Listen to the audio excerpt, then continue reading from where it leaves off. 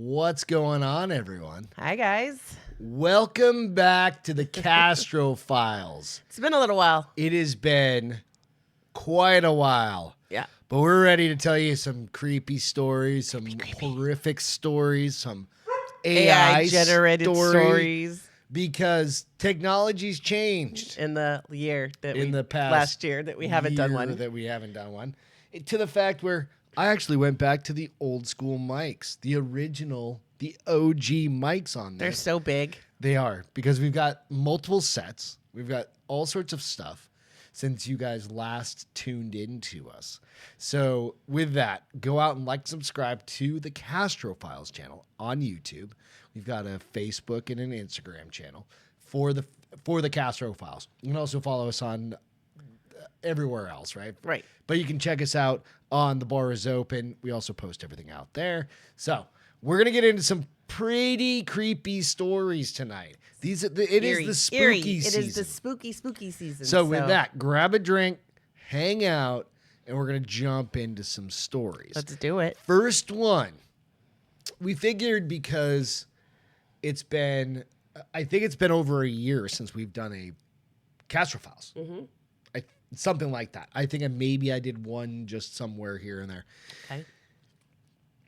But you've got Grok, you've got, what's the other one? ChatGPT. You've got all of these different AI bots and things or whatever.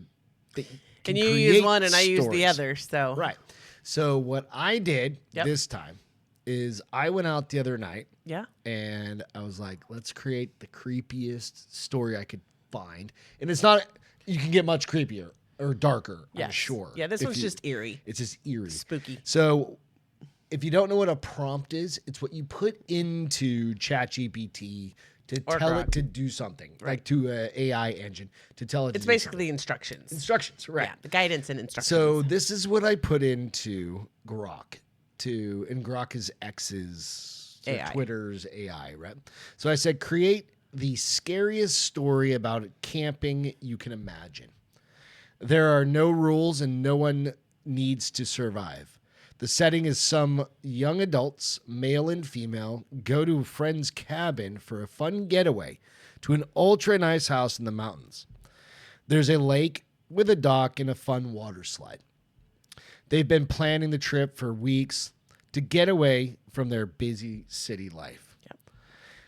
They get picked off one at a time under weird circumstances. Be detailed about the way they die. The killer is only revealed at the end. Surprise us with the ending. Is it a random person or one of the group who planned this all along? And Beth's going to read us the story. I am going to read you the story. All right, so buckle up. Let's go. All right. Friends go to the cabin. The group of 6 friends had been buzzing about this trip for weeks, living in the grind of the city. Endless meetings for Alex the banker, late night shifts for Jordan the nurse, startup chaos for Taylor the tech whiz, freelance deadlines for Riley the graphic designer, corporate ladder for Casey the salesman, and barista burnout for Sam the aspiring writer. They all craved escape. It was Casey's idea. He owned the cabin, inherited it from his late uncle, tucked high in the Rocky Mountains, ultra luxe, he promised. Floor-to-ceiling windows overlooked a pristine alpine lake, a private dock with a towering water slide that plunged straight into the crystal clear water, and a hot tub on the deck, fully stocked bar, no neighbors for miles. Just them, beer, bonfires, and forgetting the world. They piled into 2 SUVs and drove up the winding road, laughing over playlists and inside jokes. By dusk on Friday, they arrived. The cabin was a modern marvel. Sleek wood beams, plush leather couches, a massive stone fireplace. The lake shimmered under the setting sun, the water slide, a 30-foot spiral of polished metal, gleaming like a promise of thrills. They unpacked, cracked open drinks, and dove into the weekend. The first night was pure bliss. Grilling steaks, skinny dipping in the lake, sliding down the slide with whoops and slashes. No cell service, but who cared? They were free. Saturday morning started lazy. Coffee on the deck, pancakes sizzling. Alex and Jordan, the couple of the group, snuck off for a hike, while Taylor and Riley challenged each other to cannonballs off the deck. Typical boys, right? Yeah. Casey manned the grill again, and Sam lounged with a book. But as the sun climbed, things felt off. The air was too still, the forest encircling the property too dense, swallowing sounds. Birds didn't sing, even the lake ripples seemed muted. The first weirdness hit that afternoon. Taylor, always the daredevil, climbed the water slide for the umpteenth time. "Watch this flip," he yelled, launching down the twisty slide. The group cheered from the dock until Taylor hit the water wrong, or at least that's what it looked like at first. A splash, then silence. Bubbles rose, but Tyler did not surface. Riley dove in, searching frantically, but the lake was deeper than it seemed, a cold abyss dropping off sharply from the shore. They dragged Taylor up minutes later, blue-lipped and still. No one could figure it out. Taylor was a strong swimmer.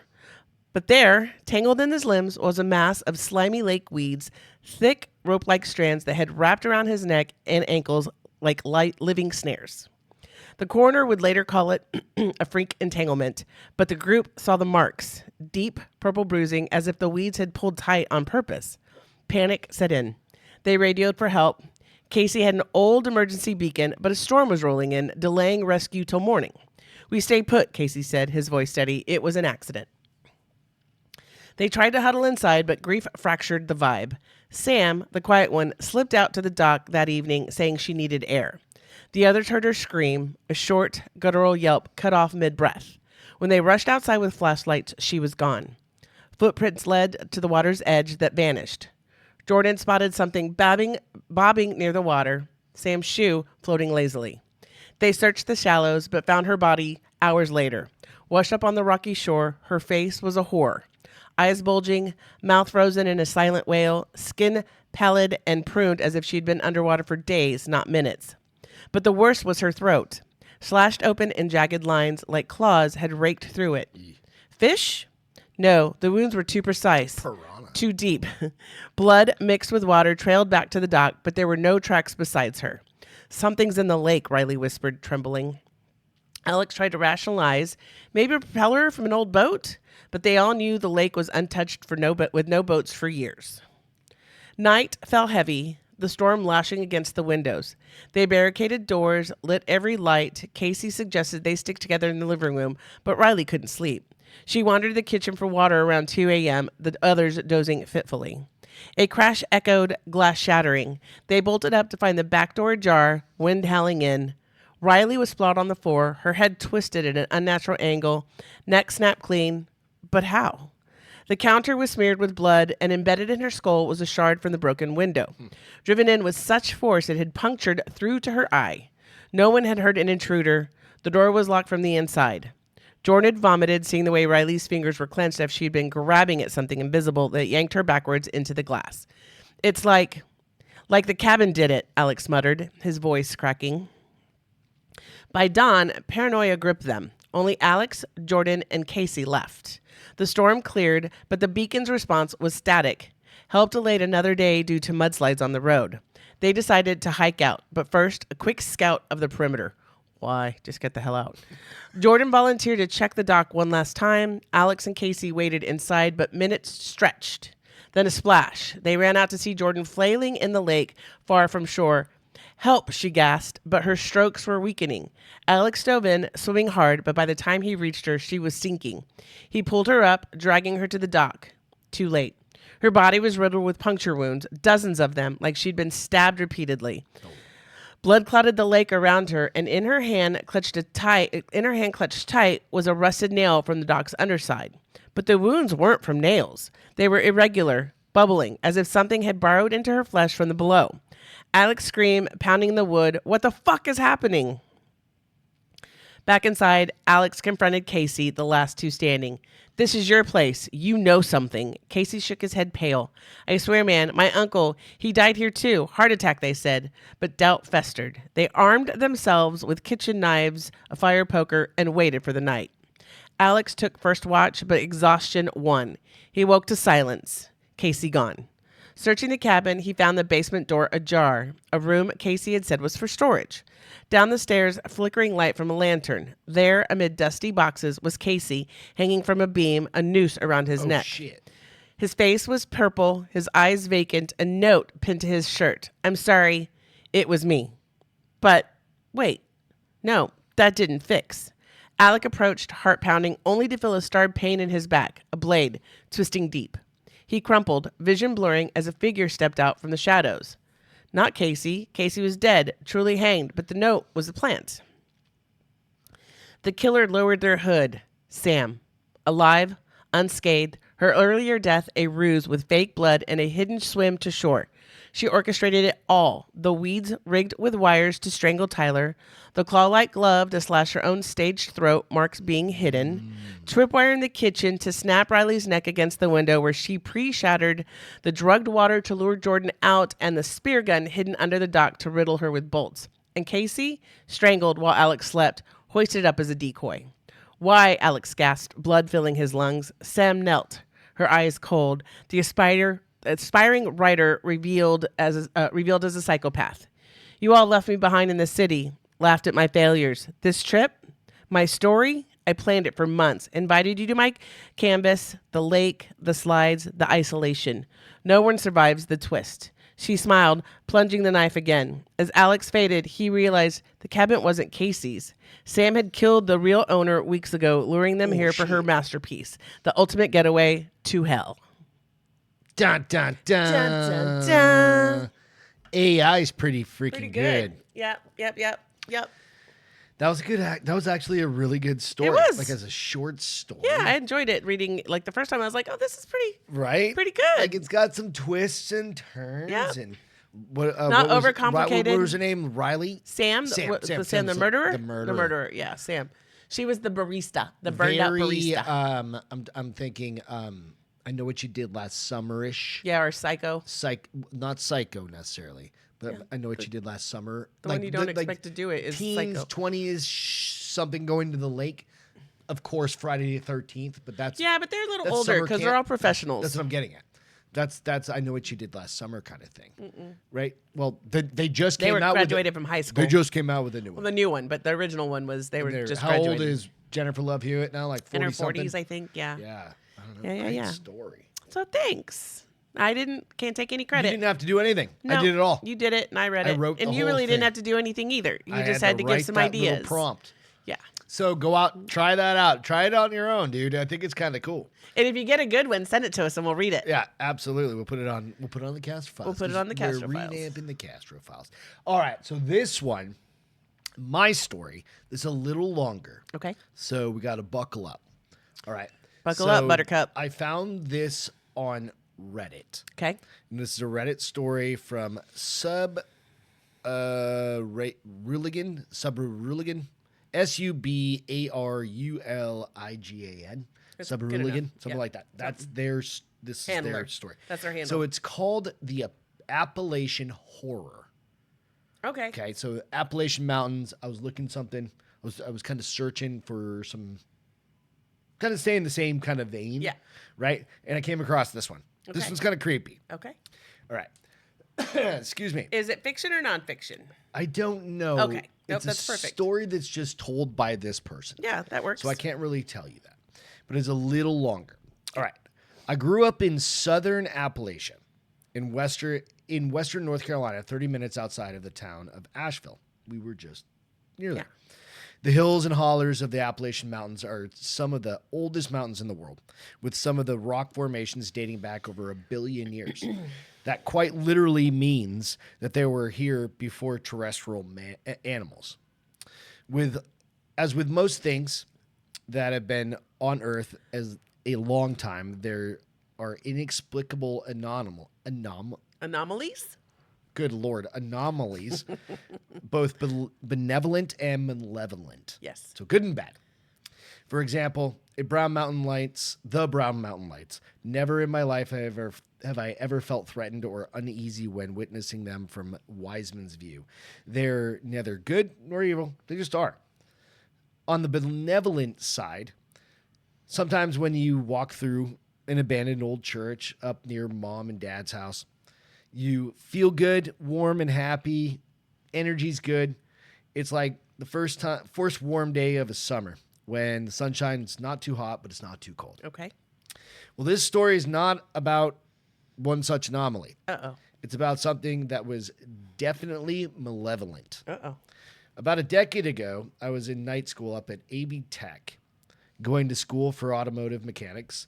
I would go into class about 2 o'clock p.m. after I got off my part-time job, and I would end up getting home about 10:30 p.m., depending on traffic. Every night I drove the same road in my old 1973 W200 Dodge pickup. Some nights it would get rather boring, so I would take a different route. Jump off I-40, drive the back route. Okay. Dun, dun, dun. On this particular evening, I decided to just stay on I-40 just because I wanted to get home, wanted to go to bed. It was Thursday, and there was no class on Friday, so I wanted to get home, get to bed early, so I could go out to the woods and go hiking early in the morning and watch the sun come up. As I jumped off I-40 onto the exit where my parents lived, the night seemed to get darker, and none of the animals that I could hear through my rolled-down windows made any noise. The cab of my truck became smaller and smaller, and my breathing quickened. I've never faced any kind of anxiety in my life, but at that moment, something felt off, and there was no way I could put my finger on what was happening. I came to the stop at the end of the exit ramp.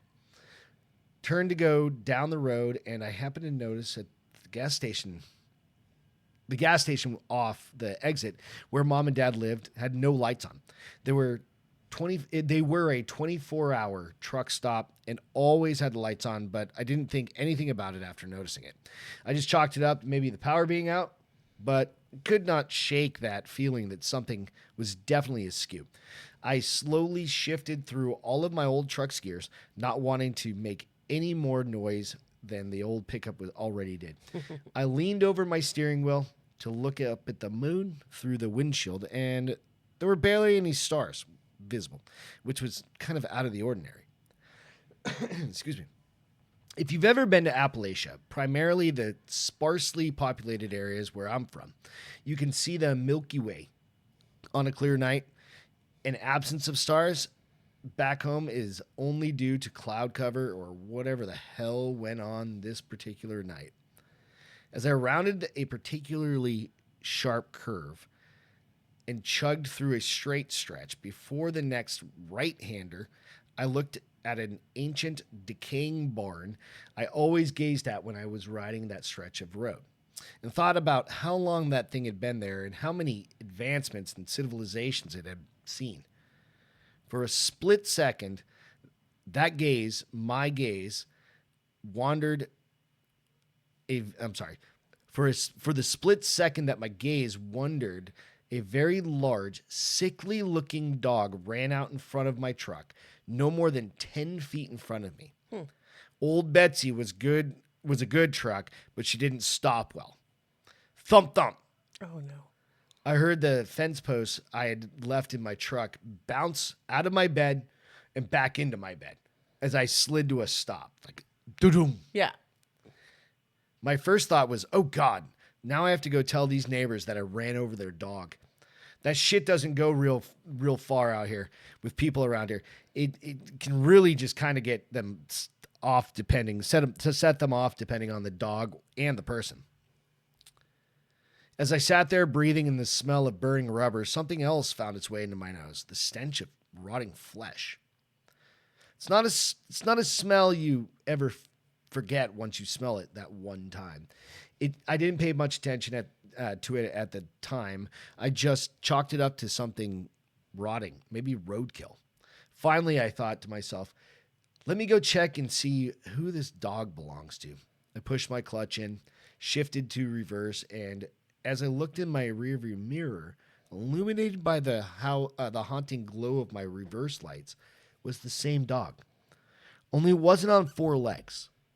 It had stood up like a man well over 10 feet tall.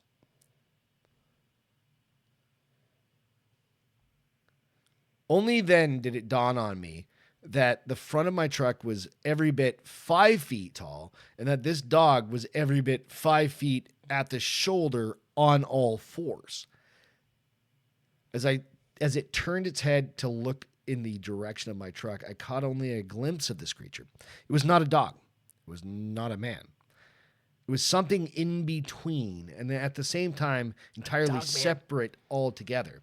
Its skin hung loose off its body. It's emaciated and thin frame, like a raccoon. Ugh. Bits of matted fur and dirt and mud clung to its legs like a disease. The right arm seemed a little bit longer than the left, and they both hung abnormally low. In relation to either animal, this creature seemed to be weird. I'd be freaked out if I was like, I would have driven off. Excuse me. There were no eyes, but only sockets. There were where the eyes should have been. Hell no. No hair, and the skin that was dripping off its face was cold, lifeless, and gray color. The nose was short and shoved into its face like a bulldog, but with teeth. The teeth still haunt me. It was definitely carnivorous, and and true to form of the rest of its unnatural look. Many of the teeth didn't seem to be arranged in a natural form in its mouth. They seemed to fill it and spill forth out of its indefinable face, almost like they knew the horror they occupied and they were searching for a way out. Yikes. It stared through my life, into my eyes, and past my soul. It seemed like an eternity, but it could not have been more than 5 seconds that I sat there, paralyzed. Excuse me. A light came on at the house next to the road, causing the creature to snap its gaze in the direction and tear off into the woods on its back 2 legs, just running like a man. I jammed my old truck into first gear and tore on out of there, snatched second gear and drove as fast as I could home. When I got home, both of my parents were asleep. I went downstairs into my bedroom and loaded every firearm I possessed Very smart. and locked all the doors. I couldn't wake them up. Who the fuck would believe that at 10:30 on a Thursday night this happened? Right? Yeah. If you ain't seen it, you ain't believing it. Right. At about 3 a.m., I started to finally get drowsy, and I went to lay my head down and get some sleep so I could still attempt to go hiking. I smelled that stench of death again. Oh, no. Oh, no. It was faint at first, but it was definitely there. I thought to myself, you're just going crazy. None of that shit was real. But as I dwelt on it, it became more and more noticeable until it filled the entire basement. My dad has a home office in the basement with 2 large glass doors and I can't say this. That face, I think it's Pisaga National Forest, an impenetrable 500,000 acre woods. I finally worked up the courage to walk out of my bedroom and into my basement living room with my little tactical 12-gauge shotgun. Loaded, tack light on. I covered the flashlight with my hand as to not make my presence known until I needed to. Out of the living room into my father's office, I shined the light through the glass door, and at the edge of the woods, there stood the creature.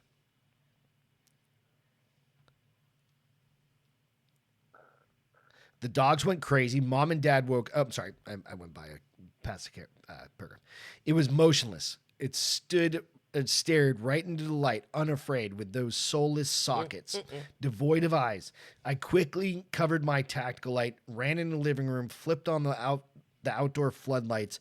Into my surprise, it was no longer standing at the edge of the woods, but between the house and the edge of the woods, still motionless. It had covered half the distance. I swung the door open and fired every round I had in its direction. I must have scored a couple of hits because it screeched an unearthly scream, like that of a woman being slaughtered. Yikes. As it took off running into the woods. Dogs went crazy. Mom and Dad woke up, asked me what the hell I was doing. I told them that a bear had gotten into the trash and I was scaring it away. They didn't believe me, but I knew they wouldn't believe the truth either. I didn't sleep that night or any time until the following Sunday. Everything seemed to return to normal, and I didn't think anything about the creature until I met my wife 6 years later.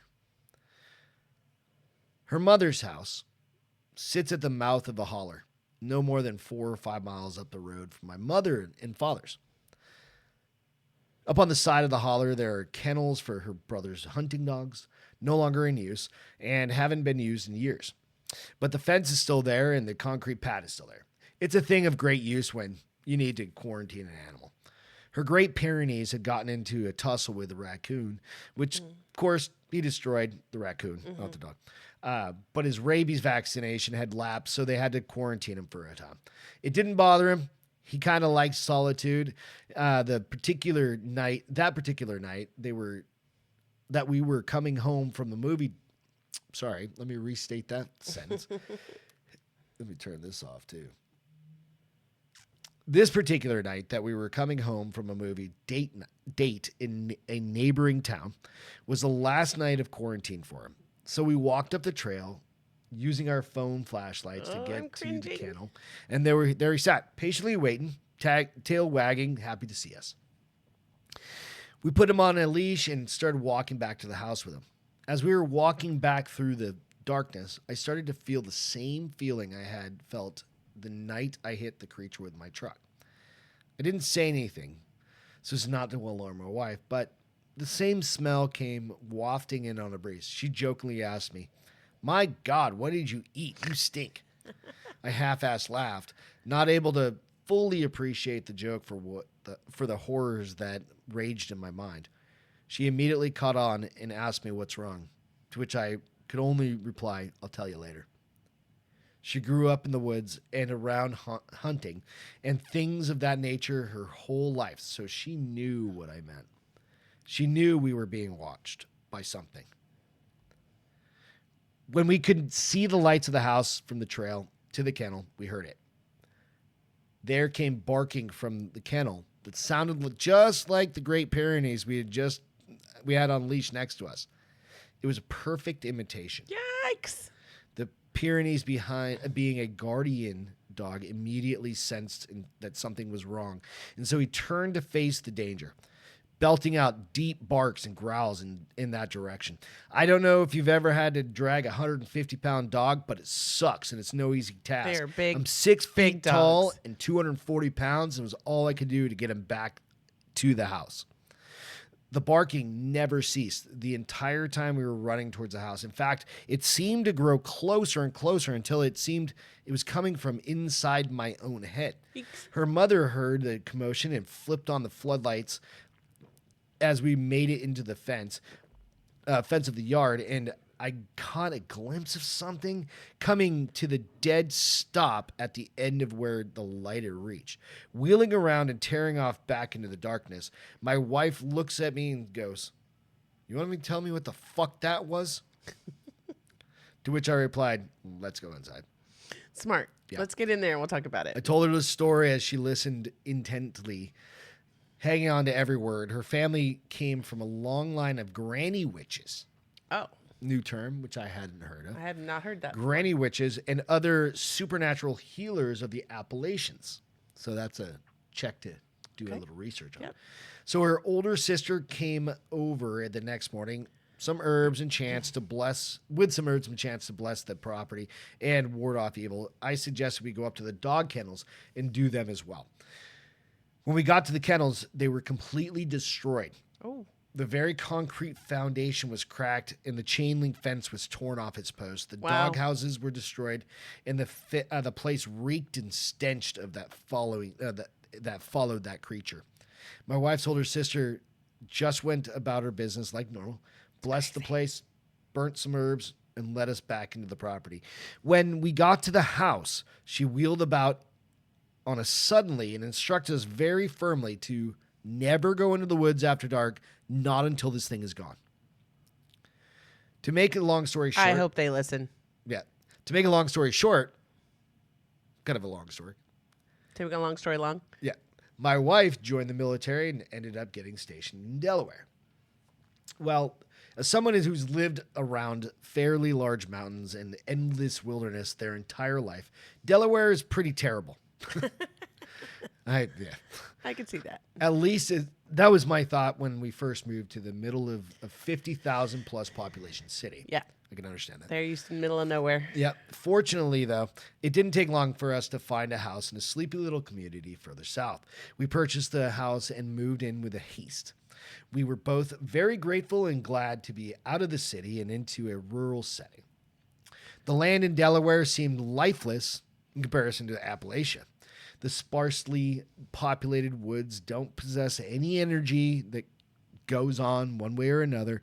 The ground doesn't seem to be alive like it is in Appalachia. Having no thought about the creature in a long time, I resumed my staying outside after dark and playing with our dogs in a rather large yard with that border a small patch of woods. Well, last night, Oh, no. I went outside to play with my dogs.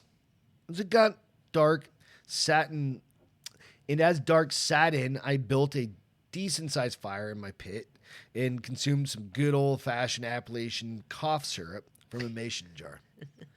And just as the fire was dying down, my American bulldog tore off into the woods. Oh, no. He has a habit of running off and going on adventures. So my immediate instinct was to chase after him, chase him down in the yard, and tackle him. So I couldn't get away.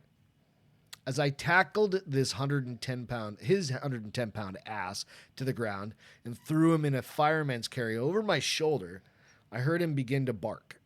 Only the bark was not coming from him. Oh, no. The only sound coming from him was a deep, rumbling growl, a noise I've never heard him make.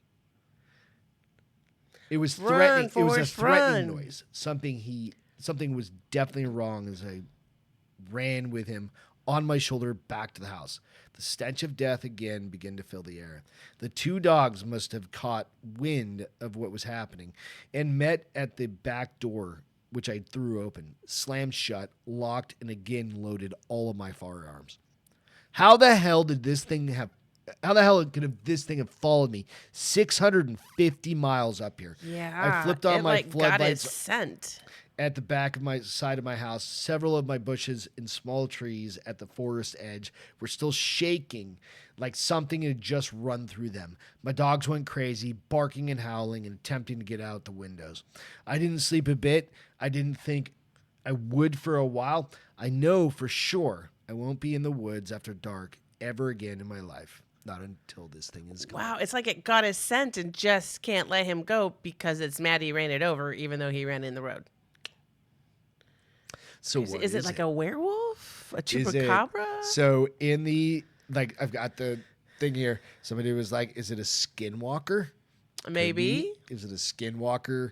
Is it some other Type of creature. animal? Skinwalker kind of sounds about right to me. That or, yeah, because the hanging skin and the scent and. Like the whole thing that goes with those. Yeah, the mimicking. But and, Appalachia, normally we've heard stories about skinwalkers being like Indian, you know what I mean? Native American, but Native American kind of lore. Right. I don't know about Appalachia. I don't know. I mean, I'm sure there's enough, Indians, Native Americans there, but I don't know it's an interesting crazy. one. So, what'd you think? It's a good story. I there's a part of me that's like, oh, that's got to be real, but it's really good, whether it's real or not. So I don't know. This is just a Reddit. And nobody asked, is this a real or is this? Did you write this? So Subruligan. Good story. I'll tag it in the notes. All right, that's it for right now. That's it for tonight. Thank you for coming back to the Castro Files. We're excited. Those. I gotta get my talking mouth back on. Yeah. See, I've gotten a little bit better at it because of Beth's naughty reads. Yeah. So with that, we will catch you guys next time. Have a great week, you guys. Halloween. Happy month. Halloween. Boo. Boo. Spooky, scary stories. Cheers. Love you guys. Yeah.